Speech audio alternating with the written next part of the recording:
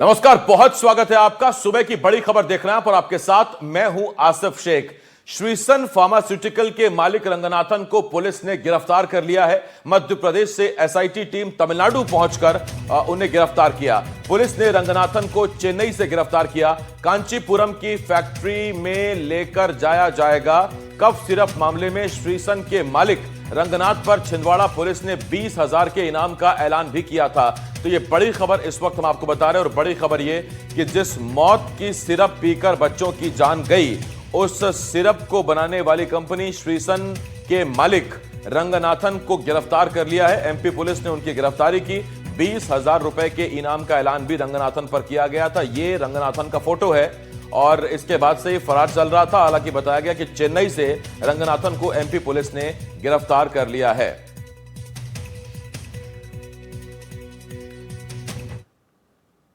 Cough syrup से बच्चों की मौत के मामले में मुख्यमंत्री मोहन यादव आज नागपुर जाएंगे। अस्पताल में भर्ती मासूमों के स्वास्थ्य की सीएम जानकारी लेंगे। साथ ही बच्चों के परिजनों से सीएम मुलाकात भी करेंगे। सुबह 11:30 बजे भोपाल से नागपुर एयरपोर्ट के लिए वो रवाना होंगे। दोपहर 12:30 बजे सीएम अस्पताल पहुंचेंगे। मुख्यमंत्री मोहन यादव वहां बच्चों से मुलाकात करेंगे, उनके परिजनों से मुलाकात करेंगे। नागपुर में डॉक्टरों की टीम लगातार बच्चों के स्वास्थ्य की निगरानी कर रही है। बच्चों के इलाज का पूरा खर्च सरकार उठा रही है। इससे पहले छिंदवाड़ा भी मुख्यमंत्री मोहन यादव गए थे, वहां भर्ती बच्चे और उसके परिजनों से मुलाकात की थी। लेकिन अब ये बड़ी खबर आ रही है जहां मुख्यमंत्री मोहन यादव आज महाराष्ट्र के नागपुर जाएंगे और वहां भर्ती अस्पतालों में भर्ती बच्चों और उनके परिजनों से सीएम मुलाकात करेंगे, बच्चों का हालचाल भी जानेंगे। आपको बता दें कि एमपी सरकार ने ऐलान किया है कि जितने भी कफ सिरप से बच्चे बीमार हुए हैं उन सभी का पूरा खर्च, इलाज का पूरा खर्च सरकार उठाएगी। तो 11:30 बजे के आसपास सीएम रवाना होंगे और ये 4 तस्वीरें आपकी टीवी स्क्रीन पर जो इस पूरी खबर से जुड़ी अपडेट्स हैं। मासूमों पर कहर, सिरप बना जहर। सबसे पहले जो श्रीसन कंपनी है जिसने कफ सिरप बनाई थी कोल्ड ड्रिफ्ट, उसके मालिक रंगनाथन को गिरफ्तार कर लिया गया है। सिरप की 19 बोतलों की तलाश अभी भी की जा रही, क्योंकि इन जो 660 बोतलें छिंदवाड़ा आई थी, जबलपुर आई थी बड़े सुपर स्टॉकिस्ट के पास, उन 660 बोतलों में से 19 बोतलें कहां है इस बारे में कोई जानकारी नहीं है। वो पता करने की कोशिश की जा रही है। उधर केमिस्ट एसोसिएशन ने अब तक हुई कार्रवाई के विरोध में रात 12 बजे से हड़ताल शुरू कर दी है और स्वास्थ्य राज्य मंत्री मध्य प्रदेश के नरेंद्र शिवाजी पटेल ने सारी घटना के लिए तमिलनाडु को जिम्मेदार बताया है, तमिलनाडु के अधिकारियों को जिम्मेदार बताया है।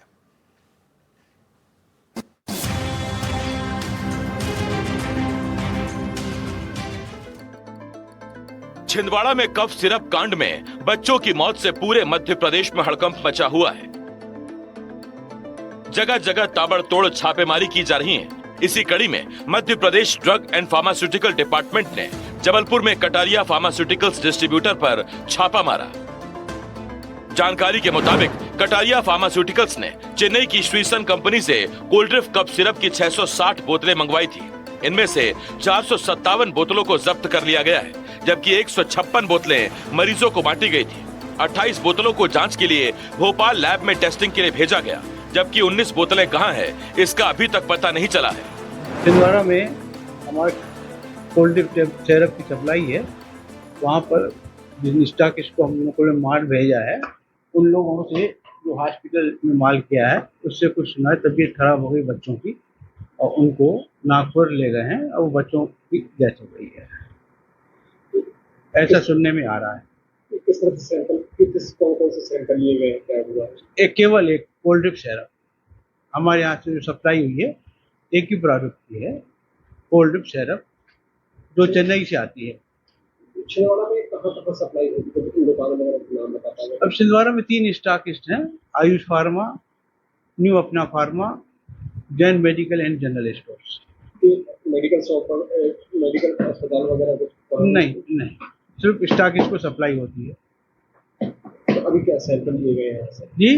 अभी सैंपल लिए जा रहे हैं? हाँ, अभी सैंपल लेके जा रहे हैं 16 बोतल, उसकी जांच होगी लेबोरेटरी में। किस कंपनी की और कहाँ से आती है? श्रीसन कंपनी की है और चेन्नई से आती है। छिंदवाड़ा पुलिस ने फरार चल रहे कोल्ड्रिफ्ट कप सिरप बनाने वाली कंपनी श्रीसन के मालिक रंगनाथन को गिरफ्तार कर लिया, जबकि ड्रग एंड फार्मास्यूटिकल डिपार्टमेंट की कार्रवाई से नाराज छिंदवाड़ा केमिस्ट एसोसिएशन बुधवार देर रात 12 बजे से हड़ताल पर चले गए हैं। वहीं मध्य प्रदेश के स्वास्थ्य राज्य मंत्री ने बच्चों की मौत का ठीकरा तमिलनाडु सरकार और वहां के अधिकारियों पर फोड़ा है।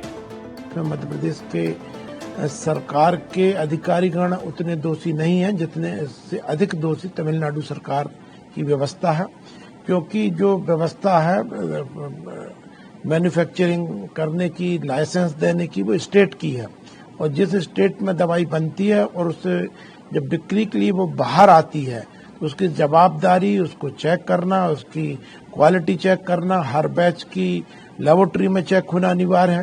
तो ऐसी कहाँ पर तमिलनाडु की सरकार ने लापरवाही की है, तमिलनाडु की सरकार के किन अधिकारियों ने लापरवाही की है, वो भी हमारे ध्यान में आया। उसके लिए भी हम तमिलनाडु सरकार को लिख रहे हैं। आपको बता दें कि कोल्ड्रिफ्ट सिरप पीने से अब तक 20 बच्चों की मौत हो चुकी है, जबकि नागपुर के अलग अलग अस्पतालों में कुछ बच्चों का इलाज अभी भी जारी है। फिलहाल बच्चों की हेल्थ पर प्रशासन की टीम नजर बनाए हुए है और पीड़ित परिवारों की हर संभव मदद की जा रही है। एनडीटीवी के लिए छिंदवाड़ा से शाश्वत शर्मा की रिपोर्ट। और इस वक्त मेरे दो सहयोगी इस बड़ी खबर पर हमारे साथ जुड़ रहे हैं। हमारे साथ भोपाल से आकाश द्विवेदी और छिंदवाड़ा से मेरे सहयोगी शाश्वत शर्मा हमें ज्वाइन कर रहे हैं। पहले मैं आकाश के पास जा रहा हूं। आकाश, सीएम अब नागपुर जा रहे हैं, वहां जो बच्चे इलाजरत हैं उनके परिजनों से मुलाकात करेंगे, बच्चों से मिलेंगे। इधर श्रीसन कंपनी के मालिक की गिरफ्तारी हो चुकी है, इलाज का पूरा खर्चा सरकार उठाएगी। चीजें अच्छी हैं, लेकिन क्या देरी हुई है इनमें? ये चीजें पहले ही हो जानी चाहिए थी, तब शायद इसका इंपैक्ट अलग होता। देखिए, अगर एफआईआर पहले होती तो निश्चित तौर पर गिरफ्तारी भी पहले संभव थी, क्योंकि एफआईआर बाद में हुई। एफआईआर होने के अगले दिन ही 5 तारीख को भोपाल माफ कीजिएगा छिंदवाड़ा से एसडीओपी के नेतृत्व में एक विशेष जांच दल चेन्नई पहुंच चुका था और लगातार श्रीसन फार्मा की जो मालिक है रंगनाथन गोविंदन, उसकी तलाश की जा रही थी, क्योंकि वो अपनी पत्नी के साथ फरार चल रहा था। कल देर रात जो पुलिस को पुख्ता इनपुट्स मिले, करीब 1:30 बजे के आसपास रंगनाथन को गिरफ्तार किया गया। अब उसके ट्रांजिट रिमांड लेने की जो प्रक्रिया है उसे पूरी करने की कोशिश की जा रही है। इसके बाद उसे छिंदवाड़ा लाया जाएगा। अब इसके साथ ही जहां कंपनी स्थित है उस कंपनी के दस्तावेज और वहां पर क्या क्या सामग्रियां उसको देखने के लिए भी इसे जो टीम है वो कंपनी पर कांचीपुरम में लेकर पहुंचेगी। क्योंकि एक बड़ा विषय ये है आसिफ, क्योंकि 1990 में श्रीसन फार्मा कंपनी जो है वो एक प्राइवेट लिमिटेड के तौर पर रजिस्टर्ड होती है, बाद में मंत्रालय से उसे हटा दिया जाता है। मंत्रालय से हटाए जाने के बावजूद ये कंपनी 2025 तक, यानी कि गिरफ्तारी के पहले तक ये कंपनी चल रही थी, यानी कि प्रशासनिक चूक भी है। जिस तरीके से प्राइवेट लिमिटेड कंपनी के तौर पर रजिस्टर्ड होती है, हटाए जाने के बाद भी अपने आप को दवा का उत्पादक, औषधीय आयुर्वेदिक दवाओं के उत्पादक, इन तमाम रूपों में प्रस्तुत करते, लेकिन यही कोल्ड ड्रिफ्ट सिरप जो यहीं से बनती थी, इसकी वजह से छिंदवाड़ा में 20 बच्चों की मौत हो गई है। क्योंकि मुख्यमंत्री के सख्त निर्देश है कि इसमें कड़ी से कड़ी कार्रवाई की जाए और उसका नतीजा देखने को मिल रहा है। मुख्यमंत्री डॉक्टर मोहन यादव आज खुद नागपुर पहुंचेंगे और यहाँ पर जो बच्चे इलाज जिन बच्चों का चल रहा है उनसे मुलाकात करेंगे, उनके परिजनों से बातचीत करेंगे। सरकार ने पहले ही तय किया है कि जिन बच्चों की भी कोल्ड ड्रिफ्ट की वजह से तबियत या फिर अन्य सब सिरप की वजह से तबियत खराब हुई है, उनके इलाज का पूरा खर्चा राज्य सरकार उठाएगी। इसके लिए बाकायदा अधिकारियों की नियुक्ति भी कर दी गई है। मैं आकाश लौट रहा हूं इस पर आपके पास। शाश्वत मेरे साथ छिंदवाड़ा से मौजूद हैं। शाश्वत, पहले जब डॉक्टर प्रवीण सोनी पर कार्रवाई हुई तो छिंदवाड़ा के डॉक्टर्स नाराज हो गए। अब छिंदवाड़ा के जो केमिस्ट स्टोर के मालिक हैं, संचालक हैं, वो हड़ताल पर चले गए हैं। क्या कोई गलती नहीं है डॉक्टर की? कोई गलती नहीं है केमिस्ट की? क्या नाराजगी है? क्या कह रहे हैं वो? देखिए, बिल्कुल जो केमिस्ट एसोसिएशन वाले, देखिए कल तहसीलदार और एडीएम से भी मिले थे। कल उन्होंने स्वास्थ्य मंत्री राजेंद्र शुक्ला से भी मुलाकात करके जो है ज्ञापन दिया था। देखिए, केमिस्ट एसोसिएशन का कहना है कि जो फार्मास्यूटिकल्स की जो दुकानें हैं या जो केमिस्ट शॉप है जो सील की गई हैं, खासतौर पे जो छिंदवाड़ा में अपना मेडिकल जो शॉप उसको लेके जो औषधि नियंत्रण विभाग ने जो कार्रवाई की, दुकान को जो सील किया, तो औषधि नियंत्रण विभाग का कहना था कि आप 1 दिन के अंदर दस्तावेज अपने पेश करें तो हम इस दुकान को जो है सील मुक्त कर देंगे। लेकिन देखिए जो केमिस्ट एसोसिएशन के जो अध्यक्ष है संतोष चौरे, उनका कहना था कि दस्तावेज जो है दुकान में है। अब जो कि दुकान सील हो गई तो हम एक दिन के अंदर दस्तावेज कैसे पेश करें। और जो केमिस्ट एसोसिएशन का जो राजेंद्र शुक्ला से जो बातचीत हो रही थी, उन्हें जो अपना ज्ञापन दिया जा रहा था, उन्होंने ये कहा था कि जो गाइडलाइन है इस पर स्पष्ट की जाए कि कौन सी कफ सिरप बेचनी है, कौन सी नहीं बेचनी, क्योंकि प्रशासन का दबाव है कि कोई भी कफ सिरप ना बेची जाए। क्योंकि मरीज जो है लगातार कफ सिरप मांगने आ रहे हैं, जो जिनको खांसी या दूसरी बीमारियों से संबंधित जो कफ सिरप्स होती है वो मांगने आ रहे हैं, तो हम उनको नहीं दे पा रहे। तो इसकी भी नाराजगी कहीं ना कहीं जो केमिस्ट शॉप्स ओनर हैं उनके पास जो कहीं ना कहीं इसको लेके देखिए, रात में भी 8 बजे लगभग एडीएम से मीटिंग हुई, लेकिन कोई नतीजा नहीं निकलने पे केमिस्ट एसोसिएशन ने रात को 12 बजे जो है 12 बजे से हड़ताल पे यहाँ पे चले गए हैं। तो मौजूदा वक्त में अभी क्या मेडिकल स्टोर खुले हैं कि बंद है शाश्वत छिंदवाड़ा जिले में? देखिए मैं आपको बता दूं कि पूरे जो मेडिकल जो दुकानें हैं वो पूरी दुकानें अभी बंद हैं शहर में।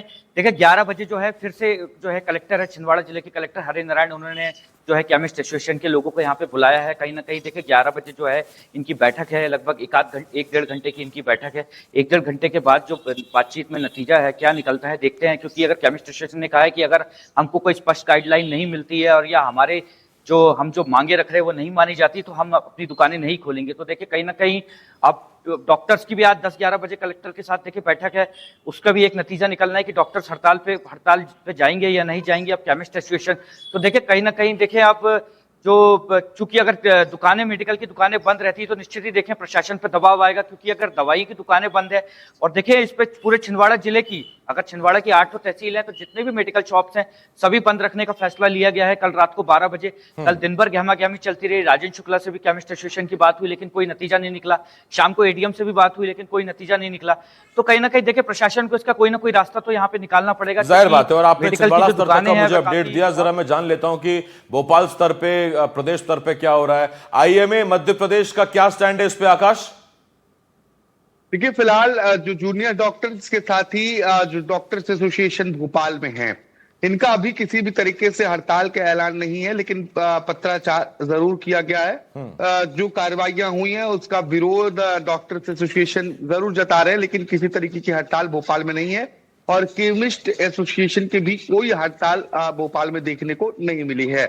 हालांकि इसमें कई तरीके की पेचीदा बातें भी जिन्हें समझना जरूरी है। दवाओं में क्या सॉल्ट है ये फार्मासिस्ट को पता होता है, लेकिन उसके अंदर कितनी मात्रा में क्या मिलाया गया है ये एक जांच का विषय है, लैब में पता चलता है। डॉक्टर ने दवा रिकमेंड की, मेडिकल स्टोर से दवा चली गई। अब इसमें इसी बात को लेकर विरोध किया जा रहा है कि आखिर ये कार्रवाइयां क्यों हो रही हैं, क्योंकि दवाओं को लेकर, कफ सिरप्स को लेकर कोई स्पष्ट गाइडलाइन नहीं है। और जब गाइडलाइन नहीं है तो जो उनके पास मौजूद है, डॉक्टर पर्चे पर लिखकर दे रहा है, तो आप उस सॉल्ट की दवा को उसे दे सकते हैं। लेकिन कई बार मेडिकल स्टोर संचालक खुद से भी कथित तौर पर डॉक्टर बनते हैं और खुद से भी दवाएं देते हैं कई जगहों पर। हालांकि मेडिकल स्टोर संचालकों का यही दावा रहा है कि ऐसी घटनाएं नहीं होती हैं, लेकिन जब डॉक्टर दवा रिकमेंड करता है तो हमें देना ही पड़ता है। इसी बात को लेकर छिंदवाड़ा में विरोध चल रहा है। आकाश, इसमें एक सवाल और भी है। स्वास्थ्य राज्य मंत्री नरेंद्र शिवाजी पटेल ने एक बहुत लॉजिकल सी एक दलील दी है, और लॉजिक ये है कि चूंकि दवाई तमिलनाडु में बनी, तमिलनाडु सरकार ने ही उसे परमिशन दी, वहीं उसको इजाजत देकर उसे मैन्युफैक्चर करने की इजाजत मिली, तो ऐसे में मध्य प्रदेश के अधिकारियों की उतनी गलती नहीं जितनी कि तमिलनाडु सरकार या तमिलनाडु अधिकारियों की है। चूंकि वहां स्टालिन सरकार है, कांग्रेस के समर्थन वाली है, अपनी विचारधारा की सरकार नहीं है, तो शायद इस वजह से भी निशाने पर है। अन्यथा राजनीतिक अगर विचारधारा सेम होती तो शायद वो तलखियां भी ना होती, फिर वो गलती शायद कोई और किसी पे मड़ी जाती। बिल्कुल, आसिफ, मैंने पहले जिक्र किया कि 1990 में जब ये कंपनी प्राइवेट लिमिटेड के तौर पर रजिस्टर्ड होती है, इसके बाद इस कंपनी को मंत्रालय बाहर कर देता है। इसके बावजूद इतने सालों तक यहां कफ सिरप बनता रहा। एक जांच का विषय इसमें यह भी हो सकता है कि ये क्या पहली बार छिंदवाड़ा में कफ सिरप सप्लाई हुआ है, ऐसा तो संभव नहीं है। अगर इसके पहले की बैचेस में एथिलीन जो ग्लाइकॉल है उसकी मात्रा 48% के आसपास थी, तो क्या और बच्चों की मौत भी हुई है? ये भी एक जांच का बिंदु है। राज्य सरकारों का ये दायरा जो नरेंद्र शिवाजी पटेल बता रहे हैं, वो हो सकता है कि वो अपने यहां से जांच, हर बैच की जांच हो और वो बैच कहां सप्लाई हो रही है उसका बाकायदा सर्टिफिकेट दिया जाए। लेकिन क्या दूसरे राज्यों में जब दवाएं सप्लाई हो जाती हैं सिर्फ उसकी रैंडम सैंपलिंग ही होती है? क्योंकि नरेंद्र शिवाजी पटेल ने यह बात भी कहा है कि हम सिर्फ रैंडम सैंपलिंग करते हैं क्योंकि बहुत अधिक मात्रा में दवाएं आती है, इसमें सबकी पहली सैंपलिंग पहले से ही नहीं होती है।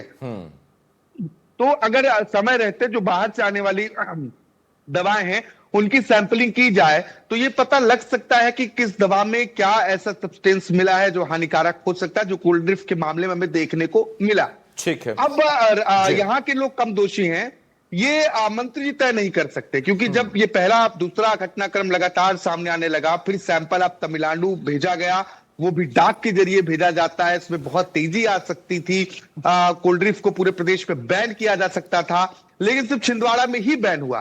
जी बिल्कुल, आकाश में लौट रहा हूं आपके पास। शाश्वत, एक आखिरी सवाल आपसे, अभी परासिया छिंदवाड़ा के कितने बच्चे हैं जो नागपुर में इलाजरत हैं? देखिए, अभी फिलहाल 5 बच्चे जो हैं नागपुर में इलाजरत हैं अलग अलग अस्पतालों में, जिसमें से 2 बच्चे जो हैं जीएमसी जो नागपुर मेडिकल कॉलेज है वहां पे एडमिट है, वहीं 2 बच्चे जो हैं एम्स में एडमिट है, वहीं एक बच्चा जो है कलर्स हॉस्पिटल में एडमिट है। ये टोटल 5 बच्चे हैं, जिसमें 4 की हालत जो है देखिए गंभीर बनी हुई, वहीं एक बच्चे की हालत में जो है सुधार बताया जा रहा है। मेरी उन डॉक्टर से बात भी हुई कल नागपुर में जो इस बच्चे को ट्रीट कर रहे हैं, उनका कहना था कि इस बच्चे का क्रिएटिनिन लेवल हालांकि थोड़ा सा कम है, हालांकि अभी भी ज्यादा है लेकिन कम है, लेकिन फिर भी इसकी किडनी, जो इस बच्चे की जो किडनी है वो काफी हद तक फंक्शन कर रही है दूसरे बच्चों के कंपेयर में। लेकिन जो 4 बच्चे हैं उनका लगातार डायलिसिस किया जा रहा है और उनकी हालत लगातार यहाँ पे गंभीर बनी हुई है। फिलहाल देखिए, अगले डॉक्टर्स का यही कहना था कि अगले 24 से 48 घंटे जो है बहुत क्रूशल हैं। अगले 24 से 48 घंटे में जो इनको कड़ी निगरानी में यहाँ पे रखा गया है, अगले 24 से 48 घंटे इन बच्चों के लिए बहुत महत्वपूर्ण है। आसिफ